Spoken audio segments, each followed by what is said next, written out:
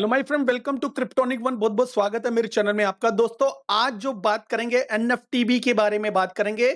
मैं ये नहीं कह रहा कि भाई एनएफटीबी को कोई अपडेट आ रही है, कुछ भी आ रहा है, तो मैं ऑफ कोर्स ये बताना चाहता हूं कि चलो, आपको जो भी प्रॉफिट हो रहा है एनएफटीबी में बड़ा जबरदस्त हो रहा है और आपको बहुत बहुत मुबारक है एनएफटीबी के प्रॉफिट के लिए। और एनएफटीबी ने अभी जो रीसेंट प्रॉफिट दिया बड़ा जबरदस्त दिया, लेकिन एक बात याद रखना दोस्तों, एनएफटीबी के अंदर जो स्टेकिंग होती है, स्टेकिंग जो होती है वो 100% की भी होती है। 100% भी रिवार्ड मिलते हैं और डेली बेसिस पे लोगों को इतने रिवार्ड मिलते हैं। तो कहीं ना कहीं ये जो टोकन है डंप करने में भी टाइम नहीं लगाएगा, बिकॉज रिसेंटली सिनेरियो हाइप का है, इसलिए आपने प्रॉफिट कमा लिया। और भी मे बी एक दो दिन की हाइप और बच सकती है, इसके अंदर प्रॉफिट और भी आ सकता है, फॉर लॉन्ग टर्म के लिए इसमें प्रॉफिट आ सकता है। ठीक है, लेकिन मैं आपको बता दूं, अगर शॉर्ट टर्म के खिलाड़ी हो आप और इसको होल्ड करते हो, स्टेक नहीं करते, तो उन लोगों के लिए यह है कि अपने स्टॉप लॉस लगा दे एनएफटीबी के ऊपर।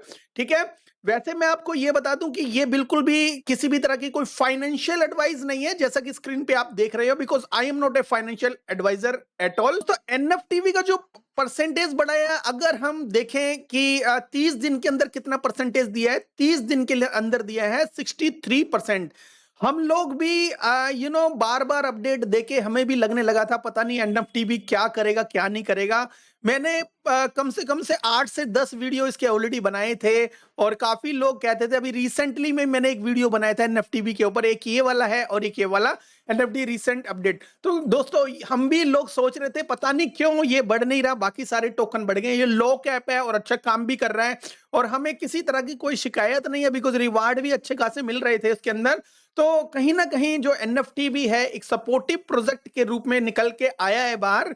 और गेमिंग इकोसिस्टम और इसके अंदर जो एनएफटी ब्रिजिंग वगैरह का भी इकोसिस्टम लॉन्च हो रहा है। एक और चीज बताना चाह रहा हूं मैं आपको, जो एनएफटी भी जो टोकन है, इसका अभी 3 4 5 महीने कोई दिक्कत नहीं है, लेकिन आफ्टर 5 मंथ, मतलब आफ्टर 5 मंथ, ऑलमोस्ट 5 मंथ्स है उसके अंदर, इसका एक जो टोकन की अनलॉकिंग आ रही है, वो अनलॉकिंग किसके टीम की है, वो भी अच्छे खासे टोकन। ठीक है, वो कितने टोकन है दोस्तों, वो मैं आपको दिखा दूंगा, चेन के ऊपर जाके दिखाता हूं, इनका कॉन्ट्रैक्ट के ऊपर जाके दिखाता हूं आपको।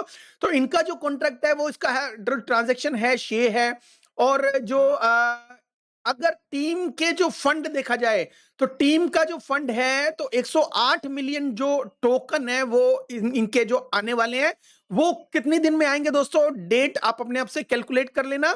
लेकिन मैं आपको दिन बता देता हूं, 149 दिन और 2 घंटे बाकी है उसके अंदर। इसके बाद जो टीम के जो टोकन अनलॉक हो जाएंगे, और इन टोकन को अनलॉक होने से पहले जो स्टेकर्स है उनके लिए बता रहा हूं, खास तौर पे जो भी स्टेकिंग करनी है, आप यहां से पहले पहले अपने स्टेकिंग के सारे टोकन अपने मुट्ठी में कर लेना। बिकॉज अगर आपने 1 साल की स्टेकिंग की या 2 महीने की या 5 महीने की, इट्स फाइन। ठीक है, 5 महीने की भी फाइन नहीं है, बिकॉज 3 5 15 150 दिन होते हैं दोस्तों। केवल और केवल 3 महीने की स्टेकिंग आपको प्रेफर करता हूं, अगर आप स्टेकर हो तो। ठीक है, बाकी आप, ये कोई फाइनेंशियल एडवाइस तो बिल्कुल भी नहीं है। बाकी आप अपने रिसर्च कर लेना और थोड़ा सा अपना सोच लेना कि भाई 5 महीने के बाद एनएफटीवी का क्या प्राइस होगा। तो 5 महीने के बाद भाई जो भी प्राइस हो, लेकिन टीम के जो टोकन है वो अनलॉक हो रहे हैं। काफी टीम वेट कर रही होगी, टीम कुछ डेवलपमेंट भी करना चाहती होगी, क्या पता इसका। और 4 5 महीने ही इसको अगर होल्ड करके रखो, और 4 5 महीने तो 5 महीने नहीं, 3 से 4 महीने अगर होल्ड करके रखो या 3 महीने की स्टेकिंग करके रखो, तो बेस्ट है दोस्तों। अगर आप 5 6 महीने की स्टेकिंग में जाओगे, कहीं ना कहीं ये जो टोकन की अनलॉकिंग हो जाएगी, और माइट भी ये जो डाउनफॉल आएगा 149 दिन के बाद।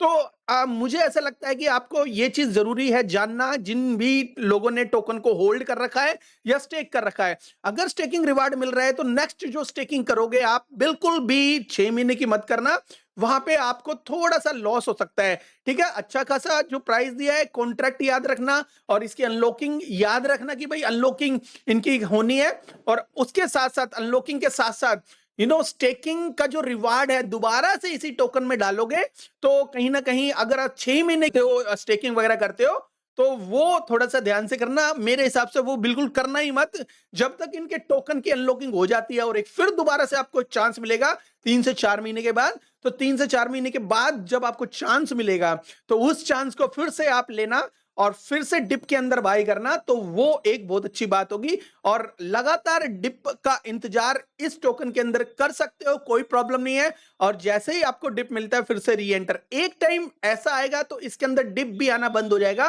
बिकॉज काफी सारे टोकन्स की जो है जो रिवार्ड ऑलरेडी बढ़ चुके होंगे, काफी कम ही टोकन मार्केट में इनके जो कॉन्ट्रैक्ट के अंदर रहेंगे। तो कहीं ना कहीं अगर रिवार्ड कर रहे हो तो छोटे से शुरुआत करना, और बड़ा एक मतलब रिवार्ड लिया, फिर दोबारा से रीस्टेक किया, फिर रिवार्ड लिया, ऐसे करके अपने पोर्टफोलियो को अभी भी आप बड़ा कर सकते हो। केवल और केवल आपके पास कुछ महीने बाकी है या कुछ साल बाकी है, मतलब 1 साल तो है ही है। तो उसके अंदर जो एनएफटी भी ने अगर कुछ अच्छा रन दिखाया, मतलब अभी भी अच्छा रन है, लेकिन और भी, क्योंकि हम ये नहीं मानते कि भाई एनएफटी भी जो टोकन है उसकी जो लिमिट है वो यहीं तक है। मुझे ऐसा लगता है पर्सनली कि एनएफटी भी जो है बहुत आगे जाएगा, और ये जो प्रोजेक्ट है इसके अंदर बहुत दम है। ये इस बुल रन को, जो नेक्स्ट बुल रन को, ये भी मिस नहीं करेगा। दोस्तों हम लोग तो मिस करेंगे नहीं करेंगे, लेकिन ये जो फीलिंग होती है, जो प्रोजेक्ट के जो सीईओ होती है, उनके उनके पास भी ये फीलिंग होती है कि नेक्स्ट बुल रन में उनको भी कुछ करके दिखाना है। टारगेट्स के ऊपर आप रहो, वो अपने टारगेट्स को अचीव करेंगे, तो उनके अचीव करने से पहले ही तो अपना टारगेट को अपना हिट करके आप चुपचाप निकल जाना। कभी भी आप ये सोचो कि टॉप पे सेल कर दोगे, आप बॉटम पे बाय करोगे, ऐसा पॉसिबल नहीं होता। जो भी खेल करना वो बीच में करके निकल जाना, किसी को पता भी नहीं चलना चाहिए। कहने का मतलब ये है कि बी वॉइस, समझदार बनना है। बिल्कुल भी ऐसी चीजें मतलब अंडर एस्टिमेट, मतलब जो अनलॉकिंग हो रही है इसकी 149 दिन के बाद, उसको अंडर एस्टिमेट बिल्कुल नहीं करना। लिख लेना डायरी के अंदर कि भाई इनकी अनलॉकिंग इस डेट को है। 3-4 महीने रिवार्ड लो, 3 महीने लो, 4 महीने लो, और दोबारा से 6 महीने के अंदर मत जाओ, दोबारा से साल भर वाले के अंदर मत जाओ। क्योंकि जो रिवार्ड लो, फिर डिप आए, फिर री एंटर करो, फिर 6 महीने के लिए और आगे बढ़ सकते हो, उसके बाद रिस्क लेवल बिल्कुल खत्म हो जाएगा। लेकिन अभी भी जो मार्केट में टोकन जो है फिलहाल कम है, लेकिन 108 मिलियन जो टोकन, उस टाइम रेट भी ज्यादा होगा। 108 मिलियन टोकन बहुत ज्यादा होता है टीम के लिए, कैलकुलेट करके देखोगे तो बहुत ही ज्यादा अमाउंट बैठता है। इसमें से आधा भी बिक गया या 25% भी बिक गया दोस्तों, तो बड़ा नुकसान हो जाएगा। तो ये जो टोकन का जो प्राइस है, 3 महीने के बाद एक टॉप लेवल के ऊपर भी लेके जाएंगे, वहां से अगर डंपिंग हुई तो लॉस हो सकता है।